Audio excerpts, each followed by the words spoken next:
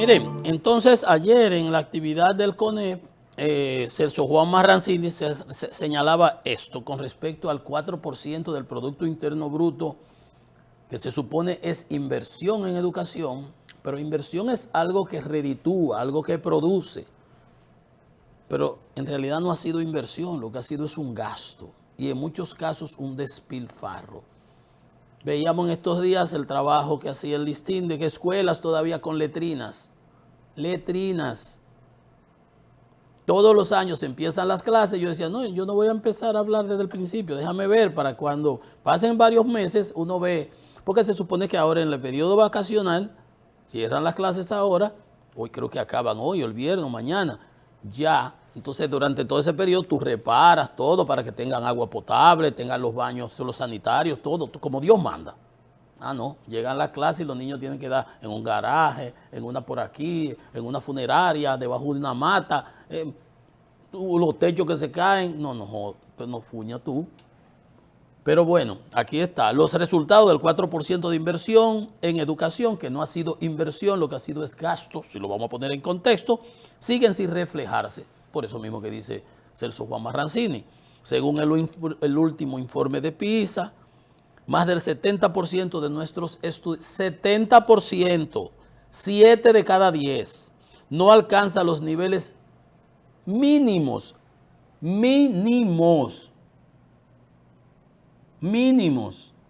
en matemática, en lectura y en ciencia. Son analfabetos.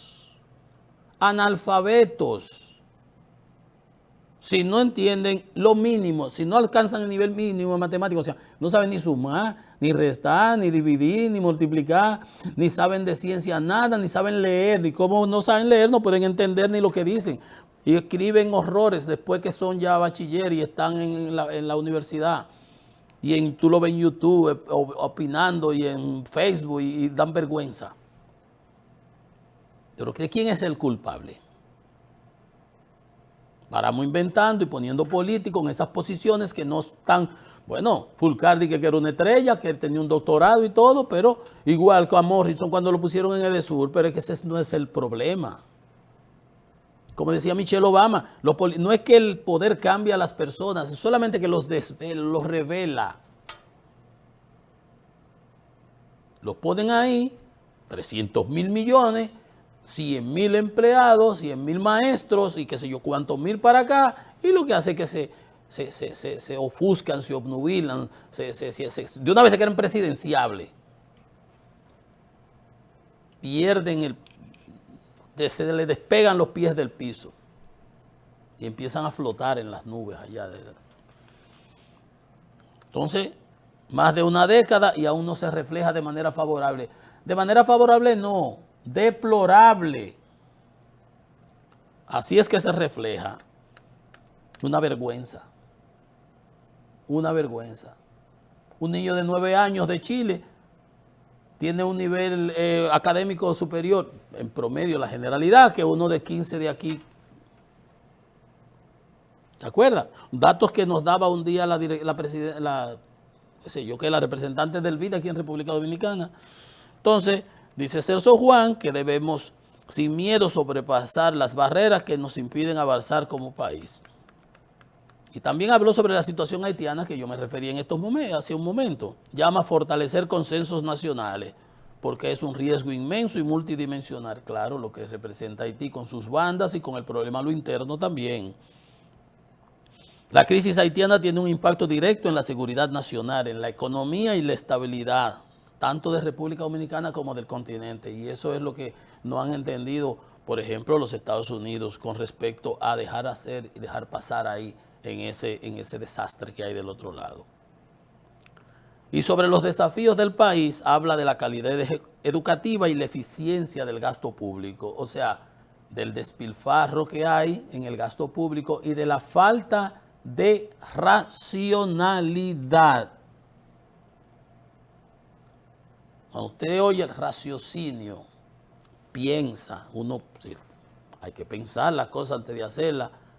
Cuando te dicen hay que pensar las cosas antes de hacerlas, porque tú la puedes pensar y hacerla malísima. No, es para que piense y haga la buena. De entre dos, una mala y una buena. Y cuando se habla de eficiencia del gasto público, ahí está también esa parte. Obviamente lo que el sector privado, el impacto al Producto Interno Bruto, la generación de empleo, todo eso obviamente. Ayer veíamos la cantidad de empleo que no es el gobierno 600.000, el sector privado es que dinamiza, que genera la riqueza del país. Y por eso, cuando él habla de eso de la eficiencia del gasto, ayer hizo un artículo, yo le mencioné ayer, porque lo vi por arriba y sabía ya por dónde iba Magín, economista, ingeniero industrial, tipo colega mío, y después economista, pero él sí es economista y profesor de economía. Yo sé economía y hice mi maestría, pero yo no me considero economista. Simplemente como un lapicero, como esto, como un instrumento. Ayer hacía un artículo que reflejaba una equiparación con un escritor famoso, yo lo he leído bastante, Neil Ferguson se llama, Neil Ferguson, sobre que cuando un país, una potencia, un estado, el pago de los intereses supera el gasto en defensa, pierde su hegemonía y eso sigue deteriorándose y pierde el poder blando y pierde su poder de duro y todo ese tipo de cosas. Las grandes potencias empiezan a perder su hegemonía cuando el pago de intereses de su deuda pública supera su gasto militar. Y hacía una analogía como ya Estados Unidos empezó a vivir esa situación a partir del 24 y con este déficit ahora, este presupuesto que anda Elon Musk entrándole a dos palos y se ha peleado con Trump y hay como 4 o 5 senadores que no están dispuestos a apoyar el presupuesto que implica un déficit mayor ahora, como habíamos hablado de 4 millones, se revisó ahora por la Cámara, de la cosa del Congreso presupuestario de 2.3, pero 2.3 millones de millones es todos los cuartos del mundo. Amplía el déficit. Estados Unidos ya empezó a violar esa ley y ahora se está pagando más en intereses que lo que se está invirtiendo en defensa y eso afecta, ¿verdad?, el desarrollo y la hegemonía de esa potencia como potencia. Y aquí dice, Magín hace la relación de cómo ahora el gasto de interés, el pago de intereses, se ha comido la inversión en hospitales, en carreteras, en obras públicas importantes para el desarrollo nacional. Desde el 2019, el gasto de intereses superó al de inversión. Y ya para este año, el gasto de intereses casi duplica el gasto de capital. Aquí lo vemos cuando yo le analizo 90.000 millones, los otros días, un número que me recuerdo, 90.000 millones en pago de intereses, tanto en gasto de capital, pero cuando tú desglosabas, había amortización y había obras en proceso, 3 cheles, que son las obras, lo que se está financiando, las ubicaciones, lo que es. Así no vamos para parte. Y él ponía los datos y decía, de este año en adelante, del 19, el gobierno proyecta una inversión pública de 2.2% del Producto Interno Bruto. De toda la riqueza del país, privada, pública, hasta los gatos y la tortuga y todo lo que usted quiera que se genere en el país, solo 2.2% de esa generación se está invirtiendo por parte del gobierno. Cuando con Leonel era 4, con Balaguer hasta 5 y hasta 6. Cifra que corresponde a mínimos históricos. Ya lo habíamos visto con otros datos, que estaban invirtiendo mensualmente 10.000 millones de pesos menos que todo lo que se había invertido durante la década pasada. Dice, sigue diciendo Magín, que es muy interesante, la carga de la deuda está debilitando las finanzas públicas y el espacio que tiene el gobierno para hacer inversiones.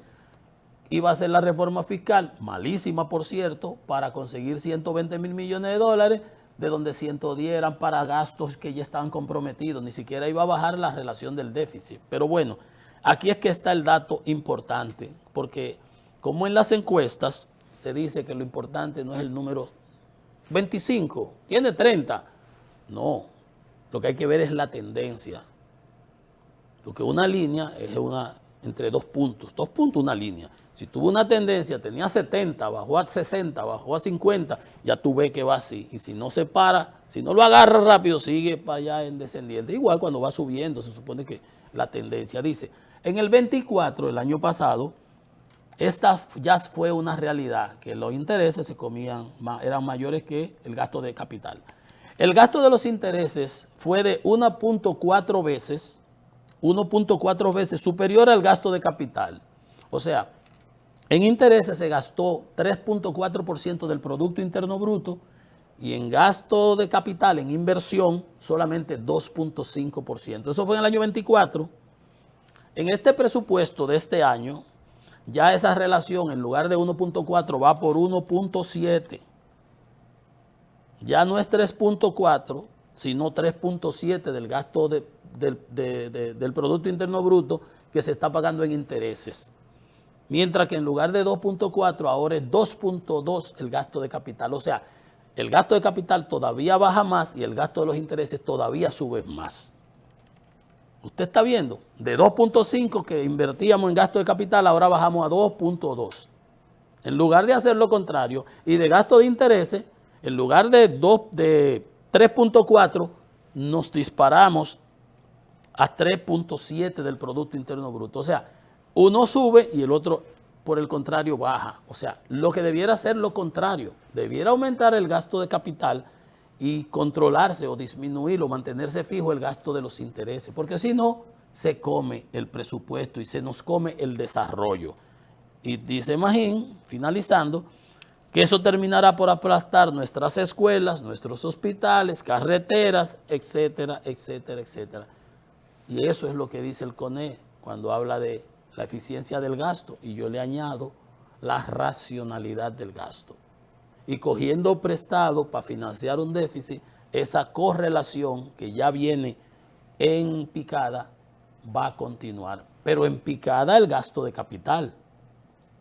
Porque el gasto de los intereses, el pago de la deuda, va a seguir creciendo, creciendo, como unos espaguetis que se hacían en un anuncio.